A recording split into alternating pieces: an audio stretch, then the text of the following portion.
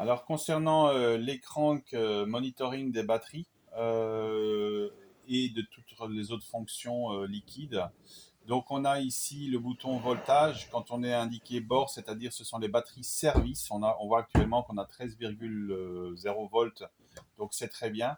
On a une consommation de 10 ampères, ça c'est juste pour l'info.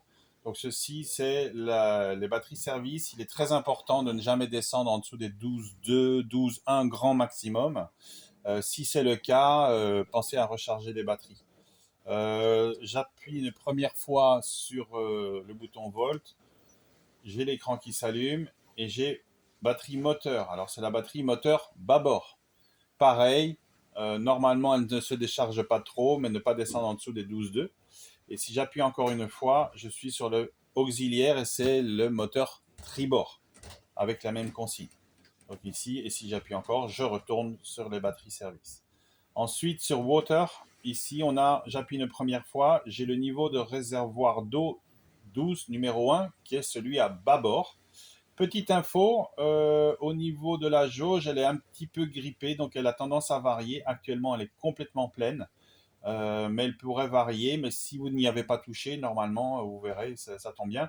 Mais passer en dessous de la demi, elle fonctionne normalement. Donc c'est juste en position haute qu'elle a un peu de mal à m'indiquer le maximum.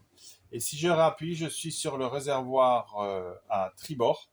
Et donc là, on est actuellement aux trois quarts du réservoir tribord. C'est le réservoir sur lequel fonctionne le désalinisateur et qui peut se remplir. Donc c'est le réservoir à privilégier. Alors, il ne faut jamais vider le tribord complètement, hein, tu me disais Yannick. Exactement, c'est-à-dire que il faut, à partir du moment où on ne tombe plus que sur le quart, il est urgent de commencer à re-remplir. Une des raisons techniques, c'est que la pompe à eau se trouve à bâbord, et si on fait un appel d'air en vidant la cuve à tribord, on a du mal à réamorcer, et ça devient très compliqué de réamorcer.